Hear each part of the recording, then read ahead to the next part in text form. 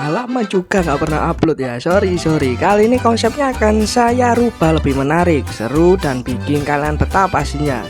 Di video kali ini kita bakal bahas sebuah film yang menceritakan seorang bos wanita galak, jahat, sombong, jual mahal di kantornya. Tapi pastinya good looking lah. Yang suka pakai banget bernyanyi menggunakan mic berdaging sedikit ada bulunya. Dengan seorang abang-abang penjual kapur barus racun tikus tali PH keliling. Kisahnya mirip-mirip kayak ada yang di Japanese kesukaan kalian lah ya. Bentar, jangan mainkan dulu, tonton dulu lah biar makin realistis bayangan kalian. Inilah cerita selengkapnya. Ubur-ubur ikan lele, malam Jumat le. Cerita dimulai dengan beberapa karyawan yang asik mengobrol tentang atasan mereka yang terkenal tegas dan galak. Namun tanpa diduga, sang bos tiba-tiba muncul dan langsung menegur mereka agar kembali bekerja. Perkenalkan, tokoh utama dalam kisah ini, seorang bos wanita yang dikenal galak namun memiliki pesona tersendiri. Namanya Yeni, seorang manajer di sebuah perusahaan besar di Filipina.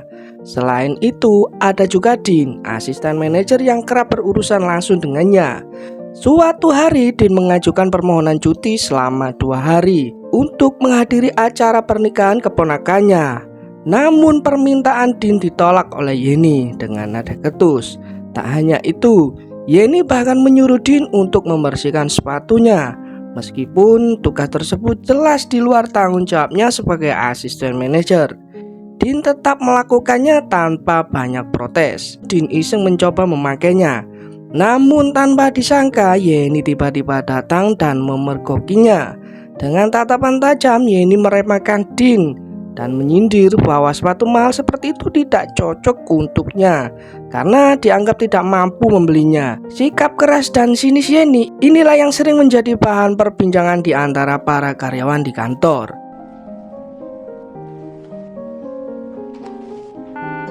Malam itu setelah karyawan lain pulang, Yeni masih terlihat lembur di ruangannya. Biasalah ya, namanya karyawan ada lalu lintas. Karena merasa jenuh, Yeni tiba-tiba merasakan hasrat ingin memasukkan sesuatu ke dalam lubang serapi yang rasa velvet itu. Ia pun mengeluarkan mainan Megatronnya miliknya yang ada di dalam laci. Merasa aman karena tidak ada lagi karyawan di kantor Yeni. Yeni mulai memainkan mainan itu dengan santai. Ya, sudah. Dan ikuti undiannya, tapi sudah. Tiba-tiba pintu terbuka dan Din masuk bersama penjual kapur barus racun tikus dan tali PH itu bernama Cucu. Din yang terkejut melihat Yeni langsung meminta maaf seolah tak terjadi apa-apa. Yeni langsung meminta Cucu untuk memperbaiki panci yang ada di kantornya yang sudah bolong segede serabinya. Setelah kejadian barusan, Din yang masih terbayang-bayang dengan apa yang baru saja dia lihat mulai berhalusinasi dalam pikirannya, seolah sedang menggesek hadiah kupon penipuan yang mendapatkan mobil bersama Yeni, bosnya sendiri. Dari sini kita mulai menyadari bahwa Din ternyata menyimpan obsesi terhadap Yeni atasannya sendiri. Irma, Irex Max, langsung 2 kapsul baru Irex Max. Keesokan paginya, Cucu yang belum berhasil memperbaiki panci Yeni yang rusak semalam diminta kembali untuk datang oleh Yeni. Din yang tidak tahu soal itu meminta Cucu untuk segera pulang. Namun Yeni tiba-tiba datang dan meminta Cucu untuk melanjutkan pekerjaannya. Karena merasa kegerahan, Yeni melepas jasnya memperlihatkan gundukan bola-bola Dragon Ball yang menggoda. Cucu sang tukang servis panci ikut melepas bajunya saat sedang memperbaiki panci. Yeni yang sudah berabad-abad menjomblo berdiam sejenak melihat roti sobek di depannya. Cucu yang sedang melapor hasil pekerjaannya kepada Yeni meminta Yeni untuk mengecek pekerjaannya. Saat Yeni sedang mengecek panci tersebut, tiba-tiba Cucu dengan berani mengelap keringat di wajah Yeni karena ruangan yang masih terasa panas. Yeni yang terkenal galak di kantor pun tak berdaya. Namun tiba-tiba Cucu tersadar dan merasa tidak enak dengan apa yang baru saja terjadi. Cucu pun meminta maaf dan kembali fokus memperbaiki pancinya yang rusak. Keesokan harinya Yeni memanggil Din ke ruangannya dengan penuh amarah. Dia menyampaikan bahwa pekerjaan Din sangat berantakan dan sudah tidak bisa ditoleransi lagi. Tanpa ampun Yeni memutuskan untuk memecat Din dan memberinya waktu 15 hari untuk membereskan barang-barangnya dan keluar dari kantor. Din yang terlihat kesal dan sedih karena baru saja kehilangan pekerjaan tampak sangat frustasi, tidak tahu harus berbuat apa. Sementara itu Jojo menemui Yeni di ruangan fotokopi. Dia membantu Yeni mengisi kertas di mesin fotokopi. Namun Yeni hanya diam dan terus memandangi Jojo dan tebak apa yang terjadi selanjutnya. Merasa belum puas, mereka pun melanjutkan war kedua di ruang rapat. Udah siap dah, nanti dingin loh. Diputar, dijual, dikelupin. Raungan Yeni yang terlalu keras tanpa sengaja Din yang sedang bersiap untuk pulang mendengar suara tersebut. Merasa ada yang aneh, Din pun memutuskan untuk mencari tahu dari mana suara itu berasal. Tanpa diduga dia justru melihat Yeni sedang bermain adu daging keras dan daging kenyal dengan Cucu. Dengan cepat Din langsung merekam kejadian itu. Setelah puas bermain adu keong, Yeni kembali ke ruangannya. Namun saat dia masuk, dia terkejut melihat Din sudah duduk dengan percaya diri di kursinya Yeni.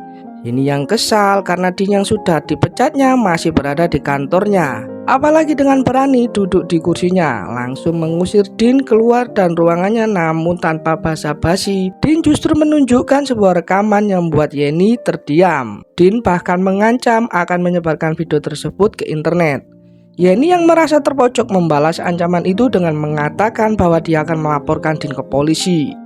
Tetapi dengan kepandaian Din berbicara, dia justru berhasil menekan Yeni kembali. Tanpa ragu, Din justru meminta Yeni untuk mengikuti perintahnya, bahkan menyuruhnya menjilat kue kura-kura miliknya. Awalnya Yeni menolak dengan keras, namun karena terus ditekan dan diancam, akhirnya terjadi adu daging satu on itu. Apa rasanya sebenarnya? Rasanya tuh narik napas aja, dapatnya dikit. Setelah Yeni terpaksa mundur dari jabatannya sebagai manajer akibat tekanan dari Din, Din pun dilantik sebagai manajer baru di perusahaan itu. Yeni yang tak bisa berbuat apa-apa hanya bisa menatap Din dengan ekspresi kesal. Malamnya Jojo kembali ke kantor untuk menemui Yeni. Di sana Yeni curhat tentang masalah yang dihadapi termasuk soal Din dan ancamannya. Keesokan harinya Din baru saja tiba di kantor ketika tanpa sengaja ia bertabrakan dengan Jojo, seorang pegawai yang tengah melintas. Merasa dirinya kini adalah seorang atasan, Din langsung memarahi Jojo. Jojo yang merasa bersalah segera meminta maaf dan bergegas membantu mengambil tas Din. Namun tanpa diduga Jojo justru mengambil ponsel Din dan diam-diam memberikan kepada Yeni. Saat menerima ponsel tersebut, Yeni dengan cepat menghapus sebuah rekaman penting di dalamnya, yaitu film adu bantengnya. Setelah itu ia menyelinap ke ruangan Din untuk mengembalikan ponsel tersebut agar tidak menimbulkan kecurigaan. Namun sebelum sempat keluar, Din tiba-tiba masuk dengan tenang. Yeni berpura-pura datang untuk membahas proposal anggaran yang diajukannya sebelumnya.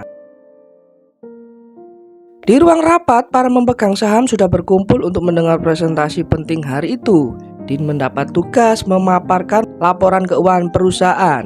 Namun saat ditampilkan, para pemegang saham justru bingung karena angka-angka yang disajikan tampak tidak wajar dan tidak sesuai dengan catatan keuangan perusahaan.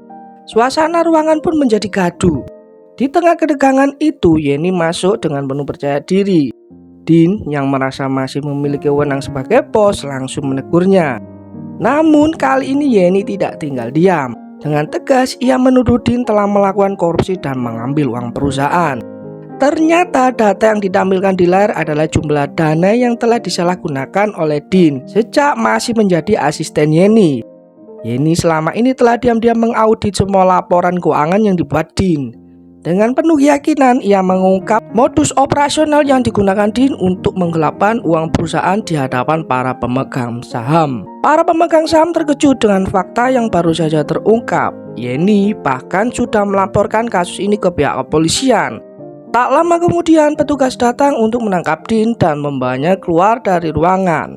Namun saat mereka berjalan keluar, tiba-tiba seluruh ponsel karyawan berbunyi bersamaan, termasuk milik Yeni. Betapa terkejutnya ia ketika melihat bahwa sebuah rekaman yang melibatkan dirinya telah tersebar luas. Film pun berakhir dengan kejutan yang tak terduga. Ini kan film yang kalian tunggu. Tenang saja, pastinya episode berikutnya akan menjadi lebih seru lagi. Semoga kalian terhibur dan bisa menambah dunia imajinasi kalian semua. Jangan lupa like, subscribe, dan share ke teman, tetangga, saudara, pacar, dan selingkuhan kalian. Atau Anda bisa berbagi cerita Anda di kolom komentar dan nantinya akan saya buatkan cerita menegangkan. Ya, yang tegang Joninya. Sampai ketemu di video berikutnya. Oke, see you, bye-bye.